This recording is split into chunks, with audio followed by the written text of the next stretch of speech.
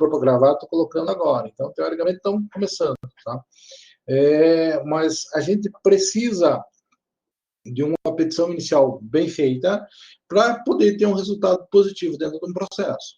Eventualmente, se você tem uma petição inicial que não está bem feita, bem elaborada, fatalmente você não vai ter chance de obter um bom resultado com o seu processo, tá? Então, petição inicial é algo muito importante, é algo fundamental que a gente tem dentro do processo civil, é ele que vai traçar o caminho por onde o magistrado pode passar. Tá? Então, a gente pode mencionar isso tanto na doutrina, né, como a gente tem essa situação de uma forma bem clara. Né?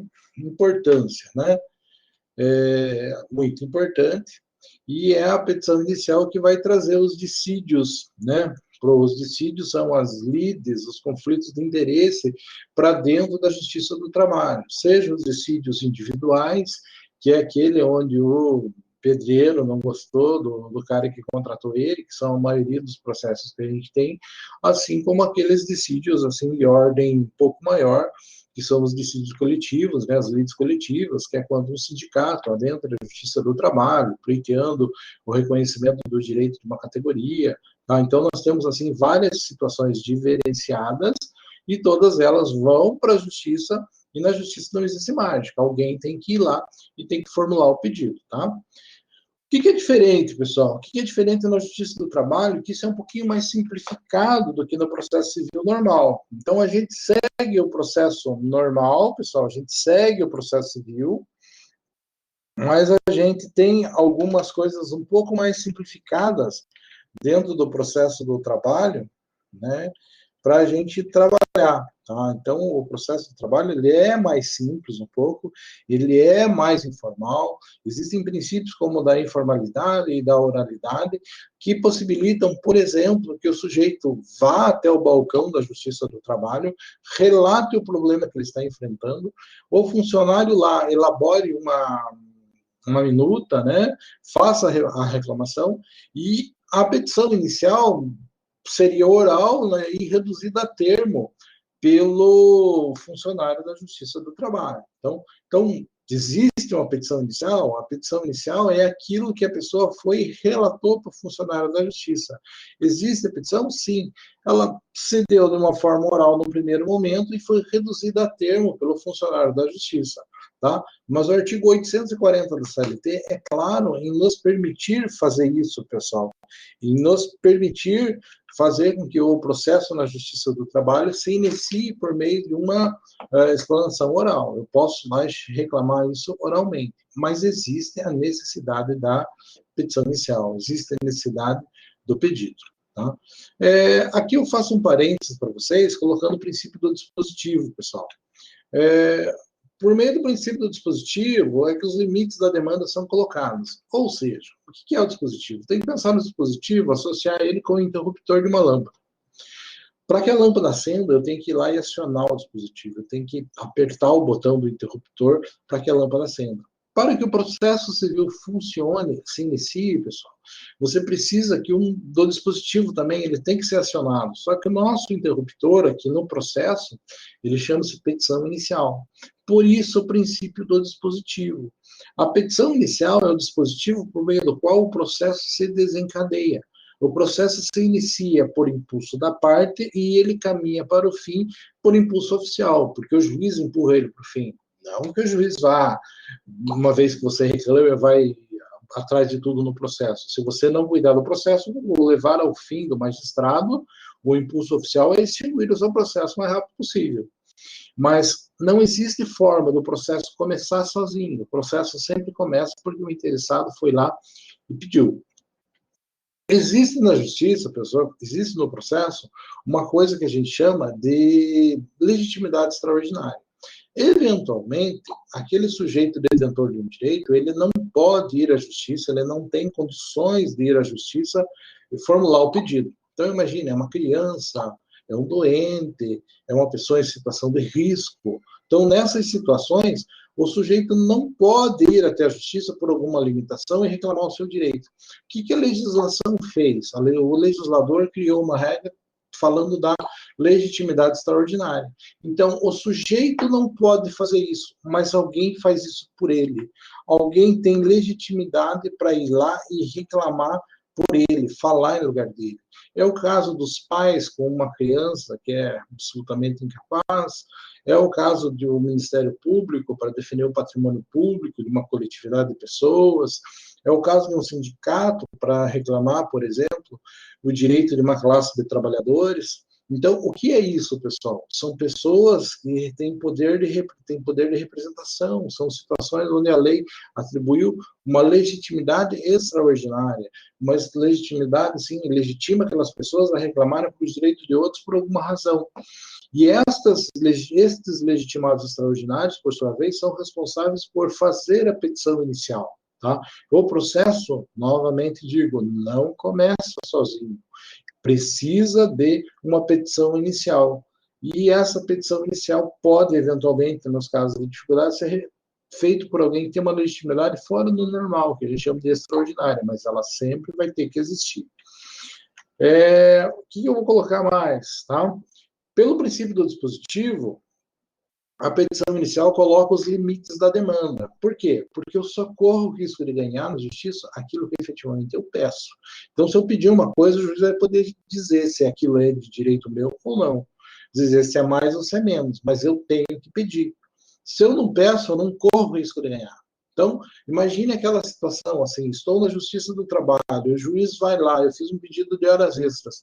No meio do processo, o juiz descobre que, além das horas extras, que eu não gozei de férias. Puxa, pode acontecer isso? Pode.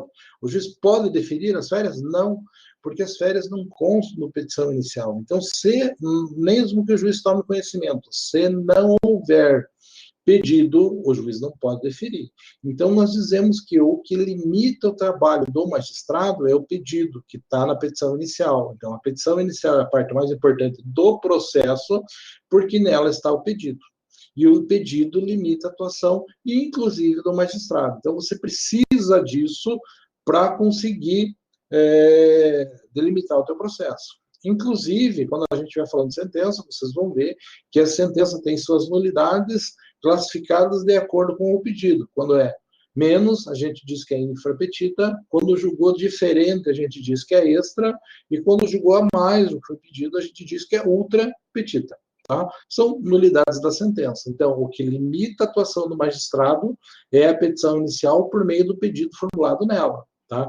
A gente costuma dizer que a petição inicial traça os trilhos por onde o magistrado pode passar. Tudo bem?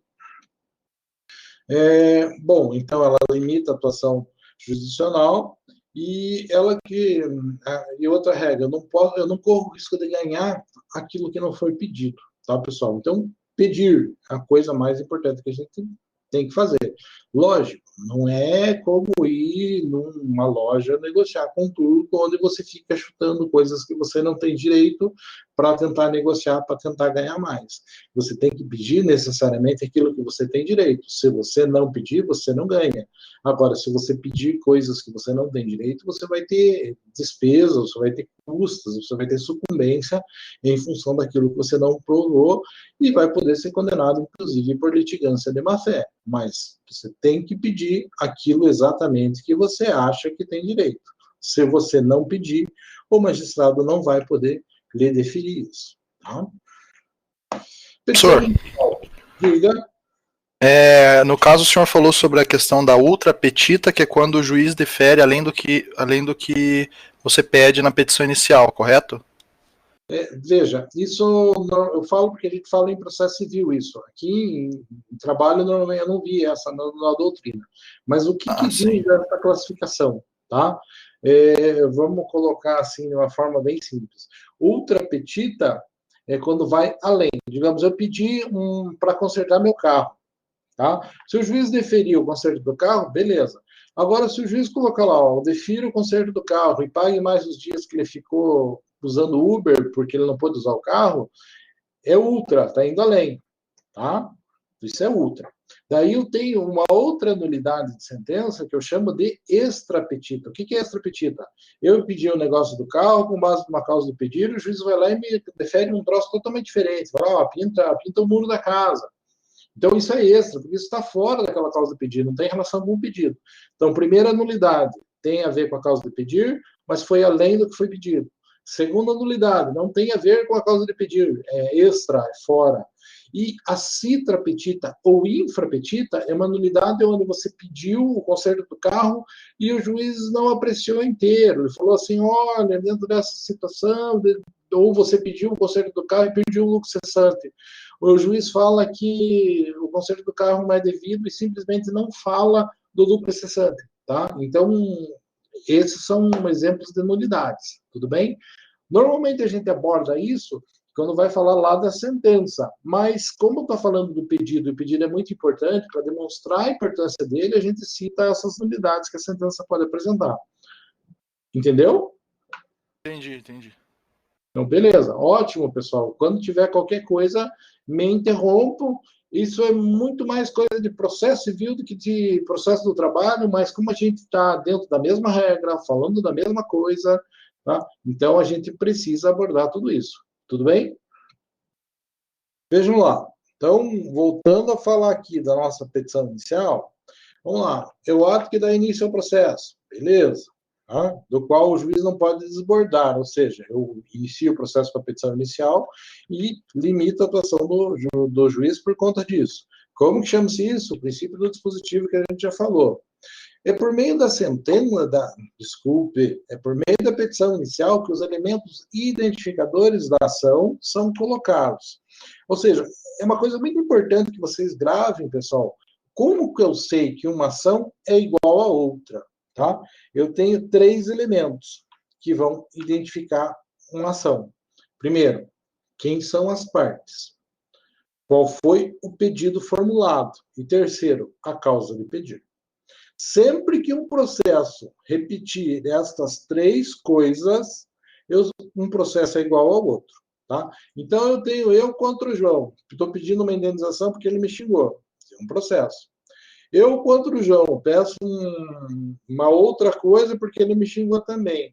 Tá? Se eu pedir valor também, não é porque é num juiz diferente, porque foi com outro advogado, porque um entrou com uma ação de indenização por dano moral, o outro entrou com uma indenização de cobrança, uma ação de cobrança.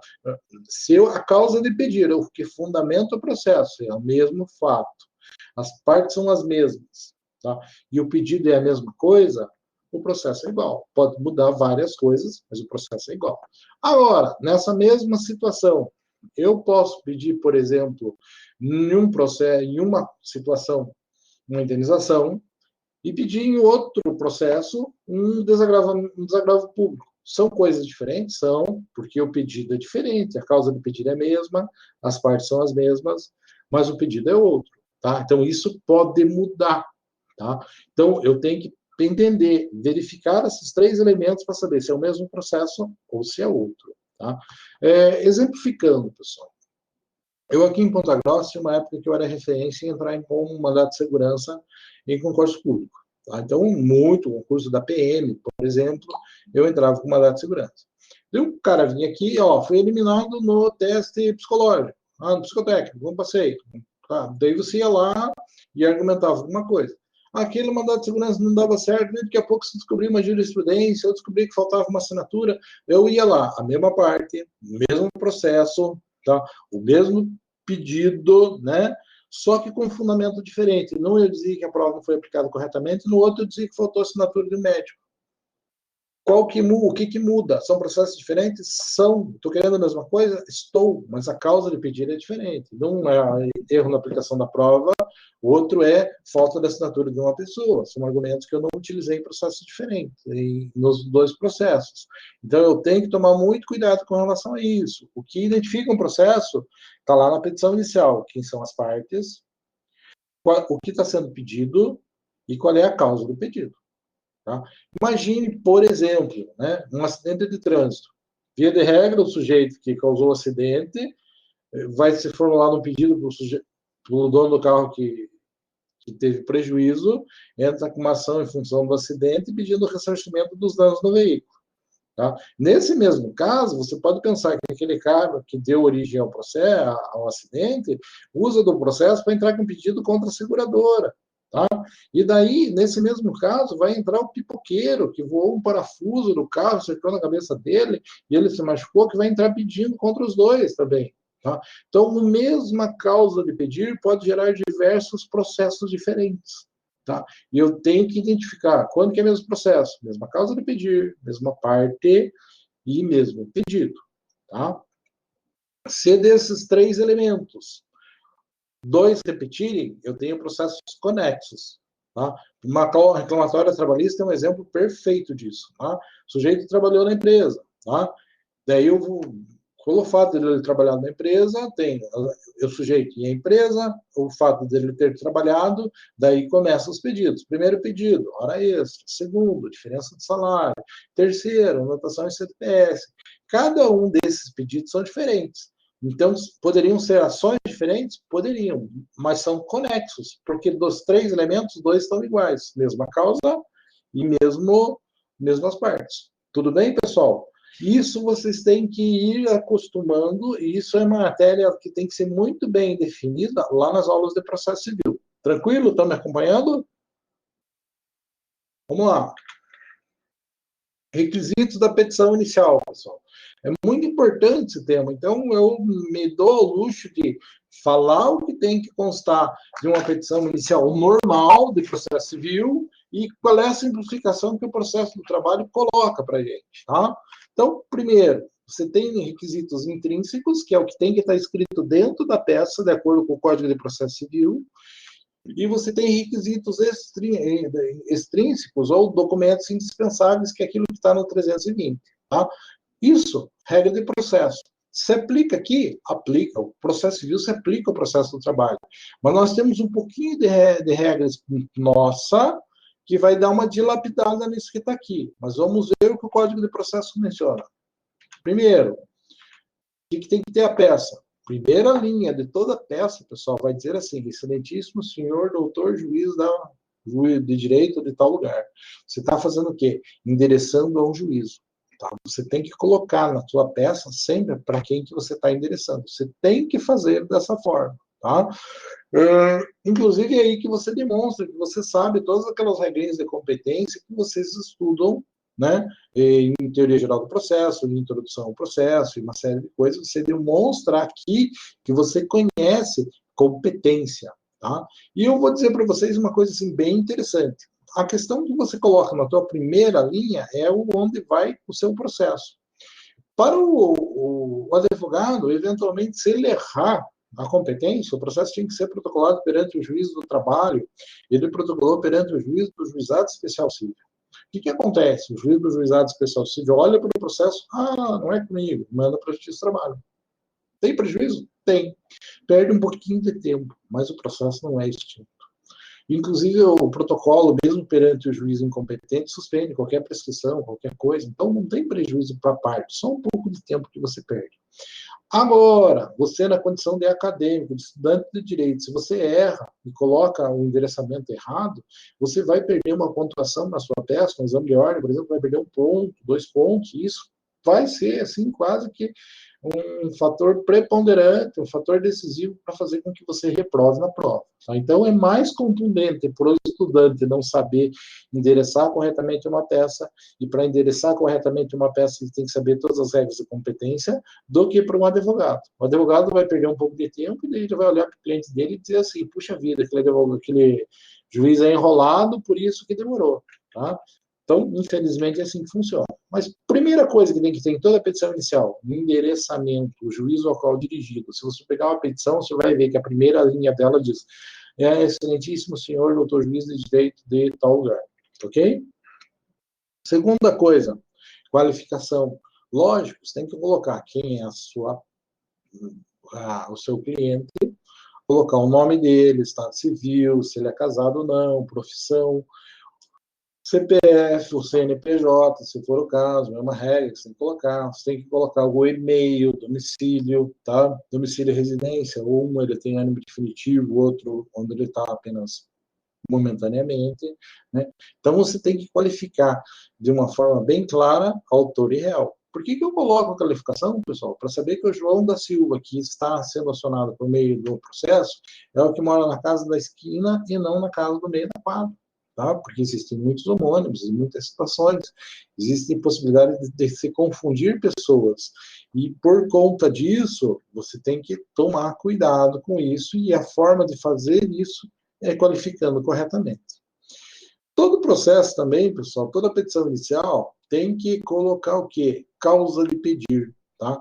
Tem que colocar claramente lá a historinha triste, os fatos que aconteceu, ou seja, no nosso caso, o Justiça do Trabalho vai dizer assim, sujeito foi contratado para trabalhar, trabalhou de pedreiro, de tanto para tanto, fez isso, fez aquilo. Então, você tem que fundamentar faticamente, né, o seu processo. Então, digamos que o fundamento fático é contar os fatos, é contar a história triste para o judiciário, para que ele resolva o seu problema.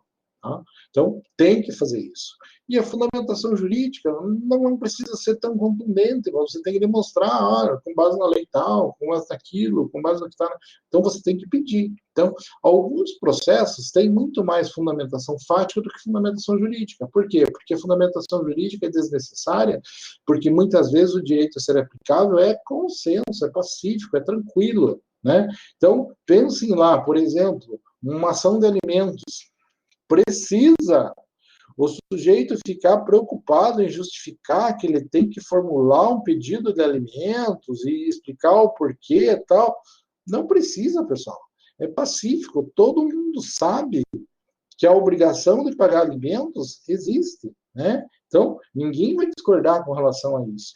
Então, eu vou dizer para vocês que fazer uma ação de alimentos não precisa ter, assim, uma grande preocupação com a fundamentação jurídica. Tá? Eu vou me preocupar com os fatos, que é provar quais são as dívidas que a criança tem, qual é a manutenção da criança e qual é a possibilidade do pai. Só para vocês entenderem, todo o processo tem um pouquinho de fato fundamentando o que está sendo pedido e todo o processo tem um pouquinho de direito fundamentando o que está sendo pedido.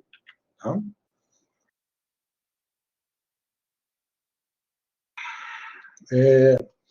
Pedido, pessoal. Logicamente, o que conclui a petição inicial é o pedido e suas especificações. Então, toda petição tem que ter pedido. O pedido tem uma característica simples no processo, que é assim, o pedido ele é concludente. O que quer dizer pedido concludente? Sabe quando você pega assim, um gibi da Mônica, no final dele tem uma tirinha com 3 quadrinhos. Se tudo tiver certo com o quadrinho e com você, né? No terceiro quadrinho você entendeu alguma coisa e dá um sorriso, né? Você acha graça na coisa, tá? Por quê? Porque o terceiro quadrinho é uma conclusão daqueles outros. Muitas vezes não tem nada escrito, tá? Mas você entende, tem começo, meio e fim. E o fim da piada é alguma graça, é alguma coisa. Quando nós estamos fazendo uma petição inicial, pessoal, é a mesma coisa. Você coloca quem são as partes, conta a tua história, né? E à medida que você vai contando a tua história, narra algum direito, explica alguma situação, automaticamente a cabeça do leitor já vai esperando que você vai pedir alguma coisa. Então, o pedido formulado na petição inicial, além de ser a coisa mais importante, ele é a conclusão lógica dos argumentos que você está narrando, dos argumentos que você está utilizando, tá? Então, é muito importante, funciona, você precisa fazer dessa forma. O pedido tem que ser concludente, tem que ser claro, tem que abordar tudo de forma bem objetiva. O que mais, pessoal? O valor da causa, você vai ter que pôr um valor à causa em qualquer ação, principalmente na Justiça do Trabalho, porque a gente tem, assim, o valor da causa, ele influencia em rito, em possibilidades de recurso, então, todo o processo, em valor de custas processuais, quando é o caso, então, todo o processo precisa ter atribuído o valor da causa. Isso está no 291 do Código do Processo Civil e também tem aplicação direta dentro da Justiça do Trabalho. Então, preciso disso? Sim. No processo civil, inclusive, tem ações que não têm valor, que o que você está discutindo não tem valor financeiro. Imagine, por exemplo, que você está numa ação de adoção, você está ali querendo que uma pessoa passe a ser seu filho legítimo, né? Adotado, e isso tem preço? O filho não tem preço, Tá? Mas eu tenho que pôr valor à causa? Sim, tem que pôr valor à causa, porque a lei assim determina. Na Justiça do Trabalho, nós vamos basicamente discutir patrimônio, verbas de natureza trabalhista, indenizações. Então, sempre vai ter um valor, e a gente tem que colocar esse valor. A regra geral de colocar o valor da causa é aquele benefício financeiro que você pretende obter por meio do processo judicial. Então, utilize isso, coloque isso, precisa fazer dessa forma. Se você não fizer, o juiz de ofício vai medir para você consertar. Tá? Critérios estão no 292, o controle é via preliminar, se eu não concordar, a outra parte coloca na defesa dele, tá? Tem que especificar provas no processo civil, e você tem que dizer no processo civil se você quer fazer audiência de conciliação ou não. Vejam, o que nós estamos mencionando é o que está no processo civil. Nós vamos ver que, ao trazer isso para dentro do processo do trabalho, isso sofre uma pequena simplificação, ok? Já os requisitos, pessoal, da petição inicial trabalhista é um pouco mais objetivos, tá? Vejam o que diz lá, ó. Primeiro, pode ser verbal. Então, o sujeito pode chegar a contar a história do balcão e aquilo vira uma petição inicial. Tranquilo? Tranquilo. Só na Justiça do Trabalho, que assim? Não, pessoal. Se você pegar o juizado especial até metade do seu teto, que é 40 salários mínimos na Justiça Estadual ou 60 salários mínimos na Justiça Federal, até metade, né, digamos 20 ou 30 salários mínimos, a parte pode ir lá sem ter advogado. Então, ele chega lá, conta a história do balcão e aquilo é relatado. Então, pode ser verbal, tanto nos juizados especiais até metade do teto, ou na Justiça do Trabalho. A Justiça do Trabalho, como tem isso como regra, como princípios da informalidade, oralidade, tá?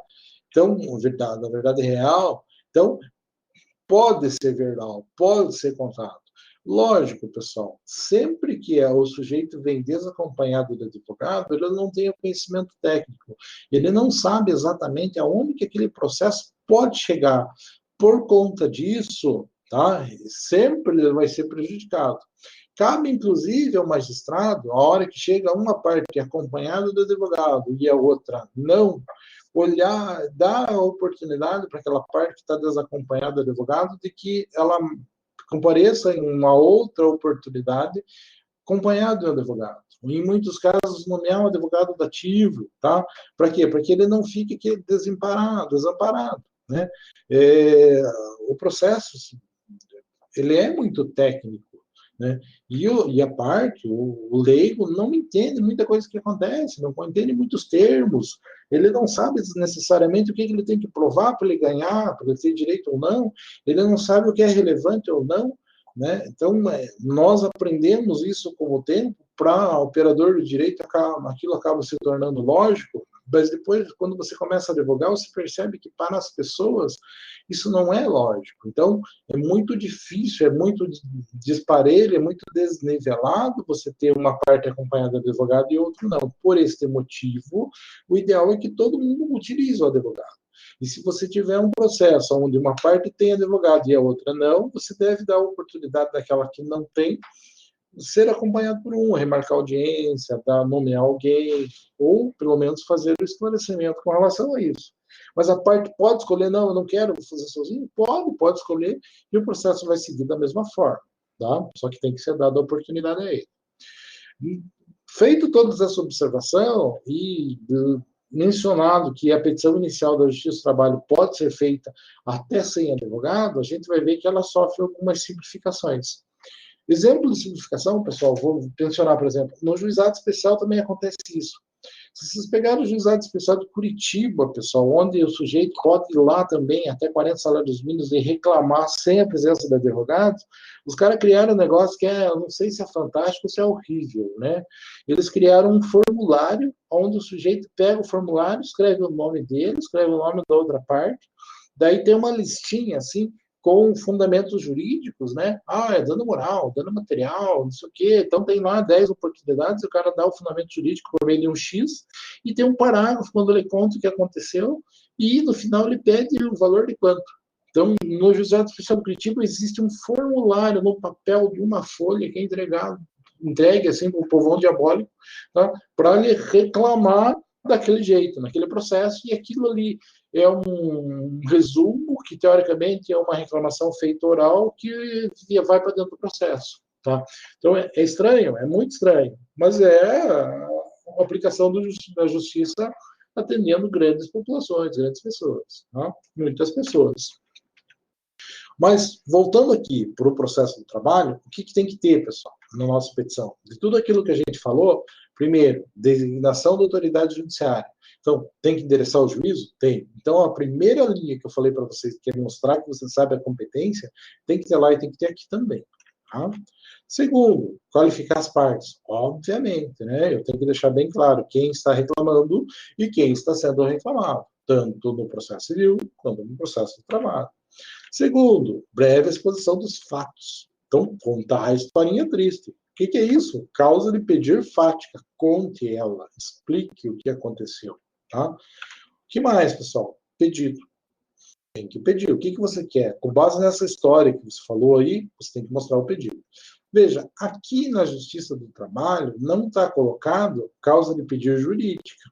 Não está dizendo para o sujeito ir lá e dizer qual é o direito que ele tem. Por quê?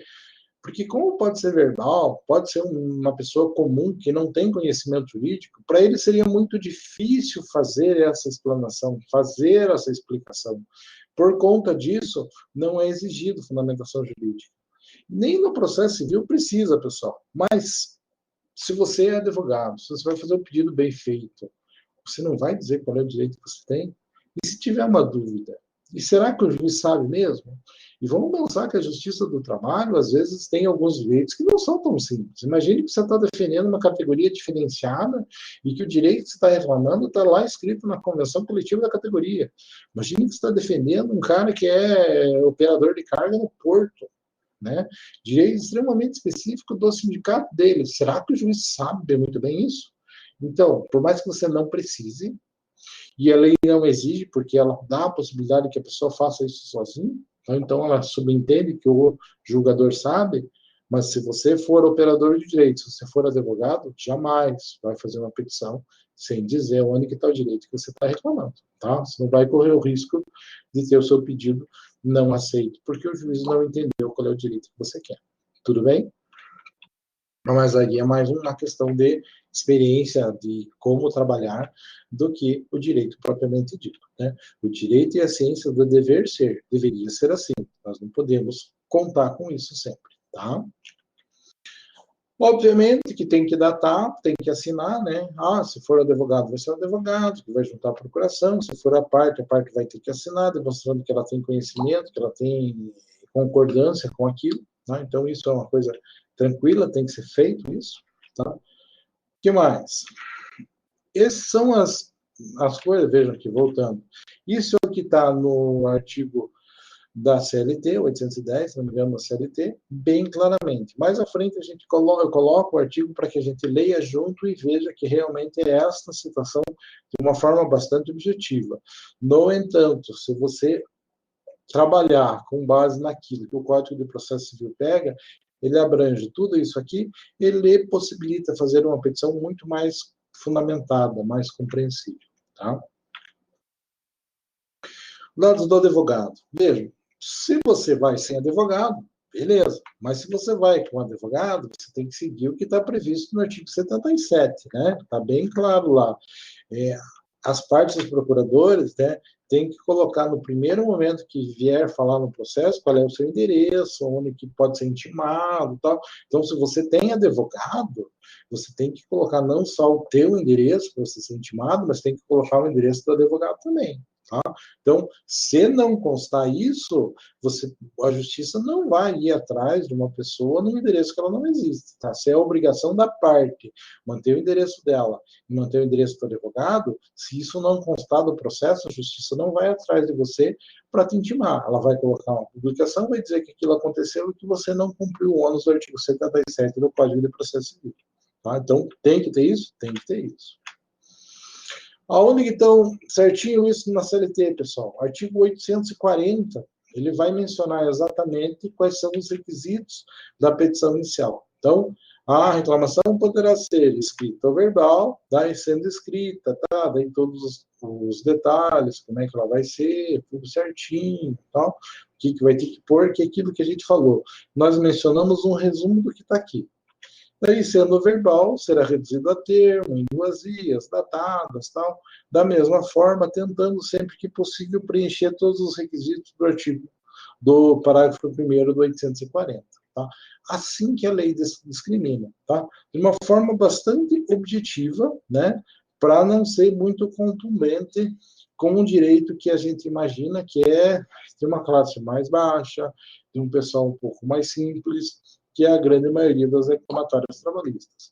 No entanto, nós não podemos trabalhar com o processo do trabalho imaginando que a gente vai trabalhar só com pessoas simples, só com processo pequeno. Tá?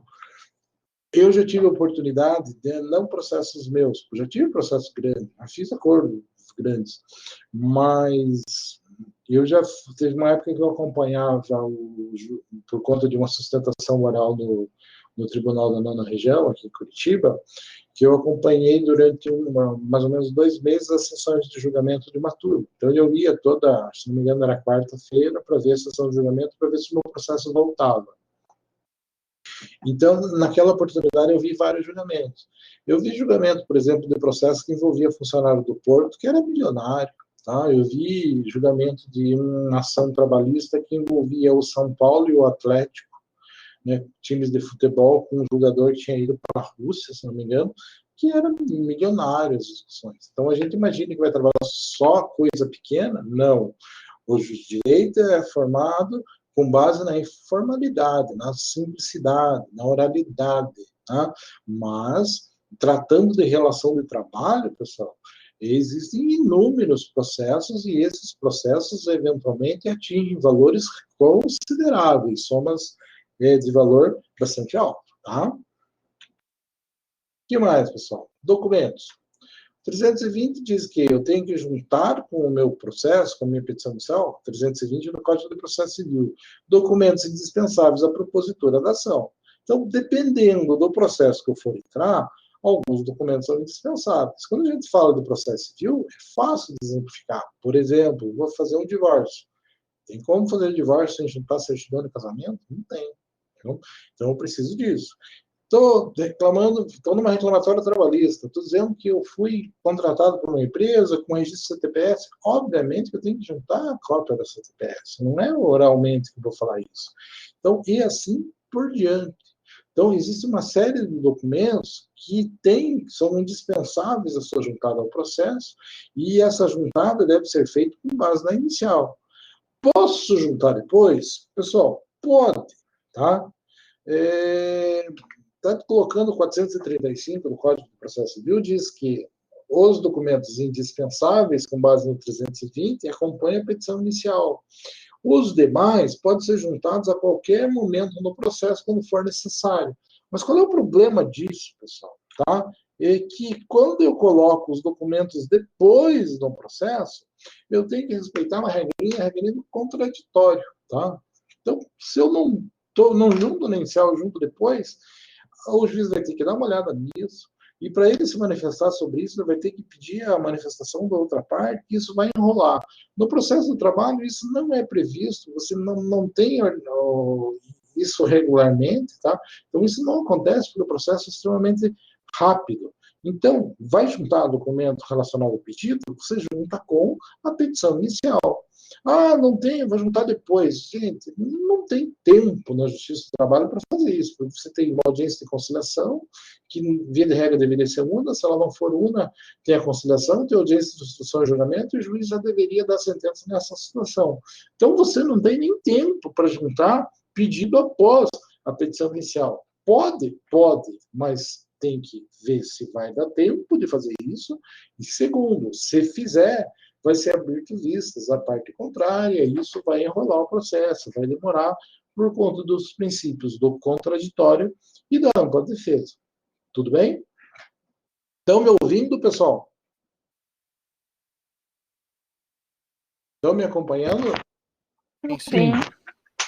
Está dando para entender? Vejam, É uma disciplina bem tranquila, né? Porque eu não tenho que lhe passar tudo de processo para vocês. Eu tenho que passar as coisas que são específicas de processo do trabalho. A gente já tratou de bastante coisa, teoricamente, né? E a petição inicial segue a regra geral com poucas mudanças, poucas nuances, que na verdade é essa simplificação que é dada pelo fato de poder a pessoa, desacompanhada do advogado, dar início ao processo. Tranquilo? Vejam lá, pessoal. Esta é o tema de hoje. Eu trabalho com o tema que eu tenho, venho aqui e falo para vocês. Como é dessa forma, vocês acabam ficando mais quietão, assim, né? Então não tem tanta interação, a aula foi um pouco mais rápida, mas eu estou 100% à disposição de vocês. Coloquei meu contato lá no começo, estou 100% à disposição. Por conta disso, pessoal, o que eu vou fazer? Eu vou passar uma atividade para vocês aqui agora, tá? Que vocês têm a semana para fazer. Precisa fazer hoje? Não, não precisa fazer hoje. Se quiser, pode pegar, fazer no caderno, tira foto, posta a foto no formulário que eu vou deixar para vocês. Se quiser fazer no computador, depois acessar e mandar o arquivo no computador, pode fazer da mesma forma. O que é que eu estou pedindo para vocês?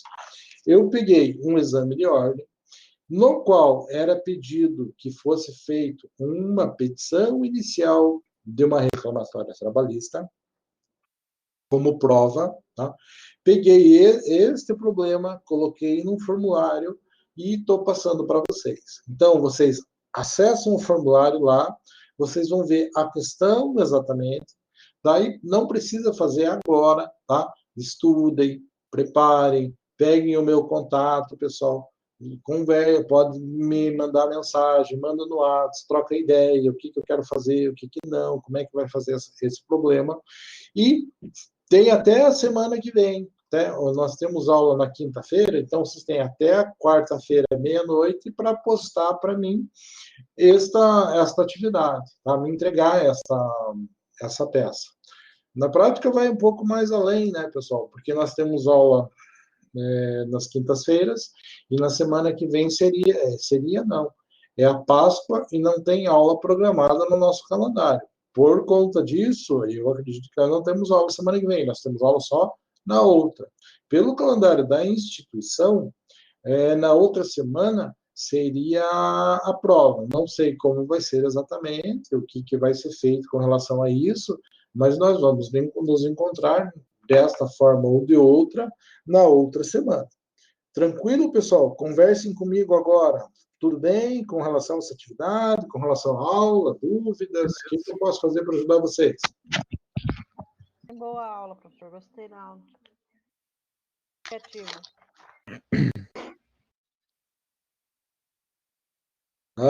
Falem.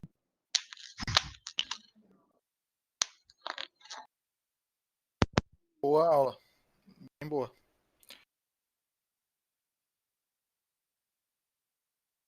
Conseguimos entender, pessoal? Uhum. Sim, uhum. Sim. O bom do slide é que dá para ir anotando, né, no meio. É mais fácil do que só falar. Tá, veja assim, eu tô tentando ajudar, né? Veja, da semana passada para cá, eu nunca tinha dado aula assim. Então, aqui no par tem um sistema um pouco diferente, então a gente está tentando adaptar as coisas. Eu nunca tinha feito nada pelo Moodle, né? Mas o Moodle é uma plataforma muito boa, reconhecida, usada em vários lugares, né? Então, a gente está tentando se adaptar da melhor forma possível. Eu acredito que passando o slide assim é bom para vocês irem acompanhando. Se vocês olharem lá, vamos explicar o que tem de material, pessoal. Eu deixei para vocês lá, tem a aula online, que era isso. Esta apresentação que eu estou passando para vocês aqui, tem só a apresentação em PowerPoint que está disponível para vocês. Vocês podem baixar só a apresentação. Além disso, tem um livro lá do Enoque Ribeiro Santos.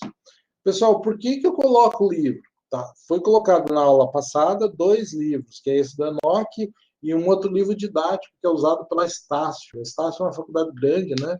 que é uma das maiores do país, e tem um livro didático próprio para tratar do processo do trabalho. Eu coloco os dois disponíveis para vocês na primeira aula, porque vocês têm que estudar ainda para a aula? Não necessariamente. Teoricamente, dentro desses dois livros tem todo o conteúdo que a gente vai estudar. Então, não é para vocês lerem o livro inteiro, é para vocês darem uma olhada no tema que eu estou falando no dia da aula, tá? Então, na primeira aula tem esses dois livros, aqui tem o livro do Enoque apenas, que é para vocês estão com dúvida, vão lá, pegam o livro dele e olhem com relação à petição inicial o que ele está falando. É um livro em PDF. Ah, é pirata? É, mas nesse tempo de quarentena aí, moçada, tudo está valendo, tá? Todo, né? Ninguém vai reclamar com relação a isso. Então, essa é a ideia. Deixo um livro disponível para vocês. Vou, na sequência, nas próximas aulas, trazer outras obras diferentes, mas não que vai ser estanque, tá? Para complementar. Então, tem muita gente que fala, o professor está colocando um monte de coisa. Pessoal, lê quem quer. Se quiser ficar só na minha apresentaçãozinha e um vídeo do que eu falo, boa sorte para vocês. Quem quer aprofundar, tem todo o material que a gente está colocando à disposição de vocês para fazer isso, tá? Se vocês olharem lá também, esse mesmo link que eu estou colocando para vocês, só não está o QR Code lá, o QR Code só está aqui na apresentação. Tem o mesmo link lá no Moodle que vocês podem clicar e fazer a atividade. Não são perguntas objetivas dessa vez. É um problema, elabore uma petição inicial, tal, tem todo o enunciado, toda a situação. Quero que vocês façam a peça, e, se quiser, posta a foto da peça ali no formulário, né? Se você quiser fazer no computador, faz no computador e posta depois a resposta. Tranquilo, pessoal? Estamos combinados? Tranquilo. Beleza. Aí semana que vem, então, não tem aula na quinta. Veja, eu estou falando isso porque eu acho que não. Está no calendário dessa forma. Mas eu estou 100% à disposição de vocês, tá? Deixa eu voltar aqui rapidinho para vocês pegarem o contato, tá? De novo.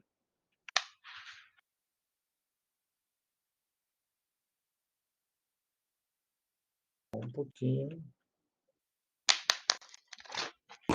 Pessoal, aqui está meu contato, tá? Anota o e-mail, anota principalmente o telefone para mandar o WhatsApp, tá? Vamos conversando. Se vocês tiverem um grupo da sala que eu pudesse ser inserido para a gente e mantendo contato, seria uma maravilha, tá? Porque daí eu vou conversar com vocês. Eu falo, a Rosângela falou isso, falou aquilo, vamos ter aula, não vamos ter aula. Principalmente porque a gente tem que conversar por questões como vai ser semana que vem, como que vai ser prova, como vai ser essa avaliação. Então, se vocês tiverem, me colocarem no grupo do WhatsApp lá, ou pelo menos um representante de turma mantendo contato comigo, seria ótimo isso. Tranquilo? Beleza. Uhum. Beleza. Beleza? Podemos encerrar? Pessoal, antes de encerrar, vamos fazer o seguinte, nós estamos em 15 pessoas. Quem tem webcam aí, vamos ligar a webcam para mim tirar uma fotinha aqui de todo mundo? Nossa senhora, tem que achar uma camiseta aqui agora. Não, pode ser. Bora trocar de roupa. Não, melhor não, né? Não, eu estou de samba canção aqui, só estou de camiseta fresquinha, começa de orelha.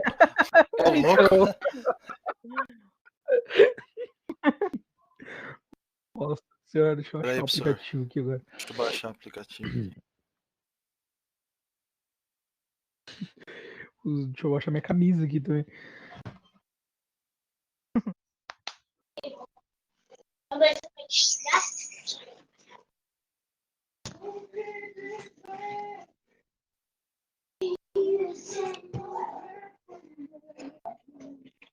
Olá, Gabriel, apaga a luz para assistir para aquela lá também.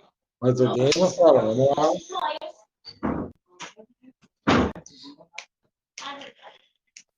O que estão achando da experiência? Eu nunca imaginei passar por uma quarentena dessa forma. Saudade Achei da que aula quarentena era presencial. pra matar zumbi, as coisas, né?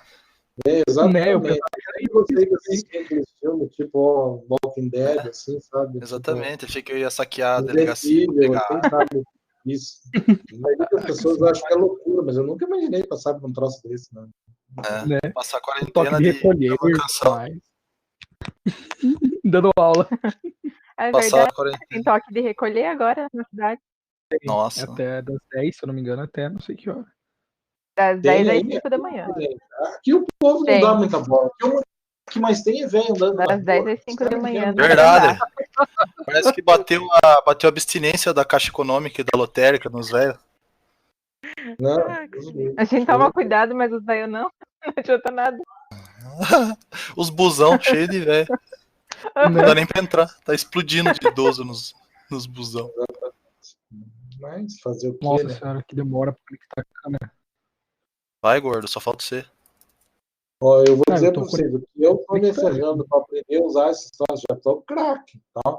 Mas está fazendo 2 semanas que eu estou tendo que estudar como é que faz, o que pode, como que grava, como que não grava, quando que Não, trava. professor, mas a aula tua ficou top, professor. Parabéns. Ficou muito boa. Obrigado pelo esforço aí. Nossa, Então, beleza. Será que é nós, ah, que pessoal? raiva, minha câmera não tá. Tem mais alguém? Será querendo? Não. Ah, eu não vou. Tá bloqueado. Tem o Gabriel, tá tentando conectar aí. Ah, não. Ah, pode tirar, o Nossa. meu tá parecendo que tá bloqueado aqui. que eu Vou não estragar a posso foto tirar. do negócio, mas só.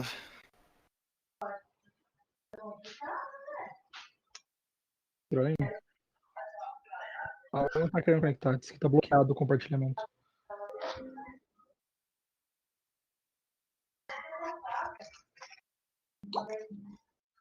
Nossa.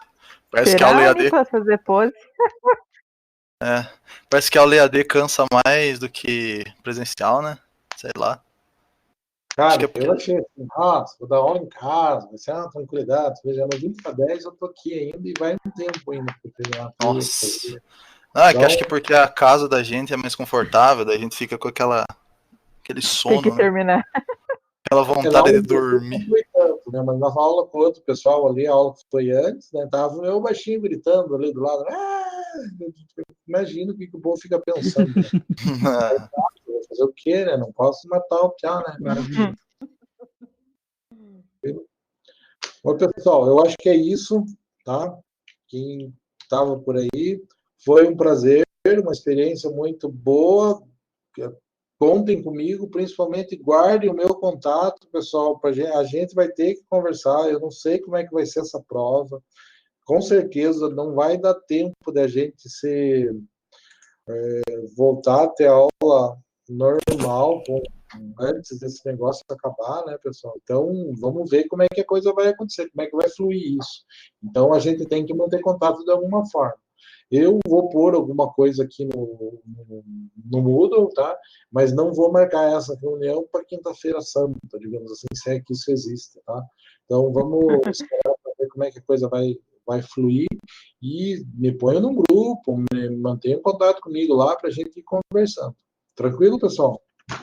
E não se preocupe Beleza. com perda de conteúdo, com nada com relação a isso, que a gente que fica também é amizade, pessoal. Pode deixar de contar com a minha ajuda aí, o que vocês precisarem com relação a isso ou qualquer outra coisa. Sabe que eu sempre estou conversando com os alunos, mesmo depois de formado, assim, sempre tem alguém perguntando, trocando uma ideia de alguma coisa. Estou sempre à disposição de vocês. Tranquilo, moçada? Beleza? Algum comentário, alguma coisa que vocês querem falar ou podemos encerrar? Acho que dá pra encerrar. Eu não tenho Podemos nada pra falar. Pô, Então é isso, moçada. Valeu, um abraço. Se cuidem, né? Tchau, professor. valeu, Tchau, professor. Boa noite pro senhor. Valeu, tudo de bom. Igualmente. boa noite. Vamos lá sair pra rua.